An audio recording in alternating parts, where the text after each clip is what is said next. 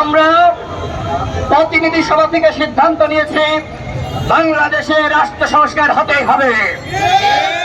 রাষ্ট্র সংস্কার না হলে বাংলাদেশ সেই আগের অবস্থাতে আবারও ফিরে যাবে। সুতরাং গণ অধিকার পরিষদের পক্ষ থেকে আমরা এই অন্তর্বর্তীকালীন সরকারকে সহযোগিতা করার সিদ্ধান্ত নিয়েছে। তবে একই সাথে এটি বলতে চাই, এই সরকারকে স্পষ্টভাবে বলতে হবে তারা কি করতে চায় এবং একটি রোডম্যাপ তাদের ঘোষণা করতে হবে। আমরা তাদেরকে অতীতেও সহযোগিতা করেছি, যখন তারা আমাদেরকে দেখেছে 15 আগস্টকে কেন্দ্র করে যে সরকারি ছুটি রাখবে কি রাখবে না, আওয়ামী লীগকে প্রোগ্রাম করতে কি দিবে না, আমরা বলেছি গণহত্যার পরে বাংলাদেশে আওয়ামী লীগ প্রোগ্রাম করতে পারবে না। আমরা রাজনৈতিক দল হিসেবে তাদেরকে সহযোগিতা করেছিলাম। আমরা সেই সময় ডক্টর ইউনূস স্যারকে বলে এসেছিলাম 2018 সালে যে ঐতিহাসিক কোটা সংস্কার আন্দোলন হয়েছিল, সেই আন্দোলন আমরা সফল করেছিলাম। অর্থাৎ 18কে বাদ দিলে 24 রচিত হতো না। 18-র কারণেই 24-এর গণ অভ্যুত্থান রচিত হয়েছে এবং এই গণ অভ্যুত্থানে আমাদের সংগ্রামী সভাপতি নুরুল হক নূর তার এক বক্তব্যের মাধ্যমে পুরো জাতিকে কিভাবে দিক নির্দেশনা দিয়েছিল সেটা আপনারা সকলেই জানেন। নুরুল হক নূর বলেছিল, হাতে হ্যান্ডকাপ পরা অবস্থায় পুলিশের কাস্টডিতে রিমান্ডের নির্যাতনের শিকার হয়েছে এরকম নেতা বাংলাদেশে আপনারা কয়জন পাবেন যে সাহস দিয়ে বলতে পারে 90% সরকারের পতন হয়ে গেছে আর মাত্র 10% ধাক্কা দাও? বাংলাদেশে এরকম সংগ্রামী সাহসী নেতা একজন আছে বন্ধুগণ? নুরুল হক নূর এই ঘোষণা দিয়েছিল। এখন আমরা যেখানে যাই রাস্তা দিয়ে হাঁটলে মানুষ বলে, নূর ভাই আপনি যে ঘোষণা দিয়েছিলেন 90% সরকারের পতন হয়ে গেছে, বাকি 10% আপনি ধাক্কা দিতে বলেছিলেন, আমরা ধাক্কা দিয়েছি, আপনার কথা রেখেছি। জনগণকে বলতে চাই, আমাদের 9 জন ভাই গণ অধিকার পরিষদের 9 জন ভাই শহীদ হয়েছে, অসংখ্য নেতৃবৃন্দ গুলিবিদ্ধ হয়েছে এবং বাংলাদেশে হাজারের বেশি ছাত্র তরুণকে শ্রমিককে গণহত্যার শিকার হতে হয়েছে। যে গণহত্যার পরিকল্পনাকারী নির্দেশদাতা ওই ডাইনি শেখ হাসিনার বিচার হতে হবে। ভারতে পালিয়ে গেছে, তাকে পালিয়ে যেতে যারা সহযোগিতা করেছে আমরা জানতে চাই কিভাবে এত মানুষকে হত্যার পরে শেখ হাসিনা হেলিকপ্টারে করে বাংলাদেশ ছেড়ে পালিয়ে গেল। যারা পালিয়ে যেতে সহযোগিতা করেছে আমরা তাদের নাম জানতে চাই।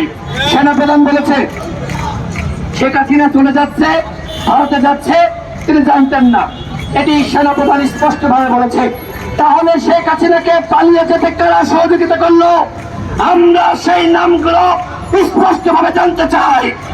একই সাথে 624 জন সেনাবাহিনীর কাছে আশ্রয় নিয়েছিল, তারা কারা, তাদের নাম অনতিবিলম্বে প্রকাশ করতে হবে।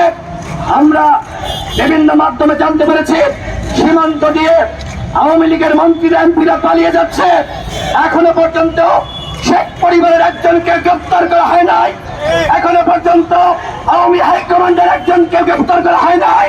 তারা কোথায় আছে আমরা জানতে চাই। কেন তাদেরকে গ্রেফতার করা হচ্ছে না? পুলিশ ফাংশন করছে না। পুলিশের মধ্যে যারা অপরাধ করেছে, দুর্নীতি করেছে, তাদের প্রত্যেকের বিচার নিশ্চিত করা হবে। কাউকে বিন্দু পরিমাণ ছাড় দেওয়া হবে না। পুলিশকে আহ্বান জানানো হয়েছে আপনারা কাজে ফিরে আসেন, কিন্তু তাদের অনেকে এখনো পর্যন্ত কাজে ফিরে আসে নাই, তাদের মধ্যে ভয় আছে।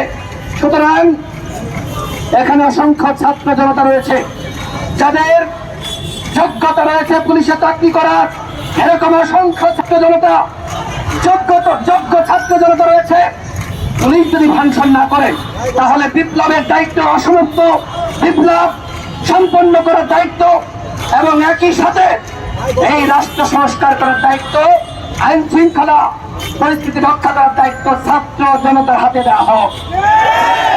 আপনারা দেখেছেন বিচার বিভাগে সেখানে সাবেক প্রধান বিচারপতি তিনি একটি বিচার বিভাগীয় কু করার চক্রান্ত করেছিল।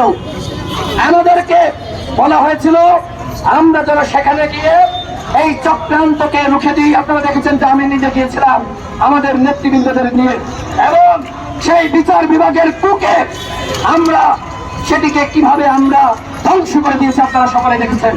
এই যে এখানে আনসার কু, ছাত্রলীগ যুবলীগ আনসারের পোশাক পরে এসেছিল, আমরা সেই কুকে আমরা নস্যাৎ করে দিয়েছে।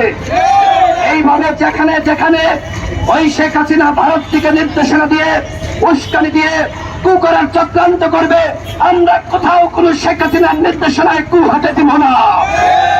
সকল ষড়যন্ত্রকে নস্যাৎ করে দেওয়া হবে।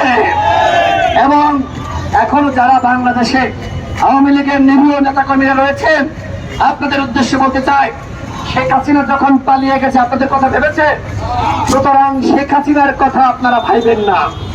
শেখ হাসিনা ধোঁকাবাজ, প্রতারক, একজন হত্যাকারী, হত্যার পরিকল্পনাকারী। সুতরাং সে যে গণহত্যা করেছে তার ফাঁসি হবে, শেখ হাসিনার ফাঁসি হবে, তাকে দেশে ফিরিয়ে আনতে হবে। এই অন্তর্বর্তীকালীন সরকারকে বলবো, তাকে ফিরিয়ে আনাকে কেন্দ্র করে কোন তাল্লা না করলে আমরা ছাড়বো না।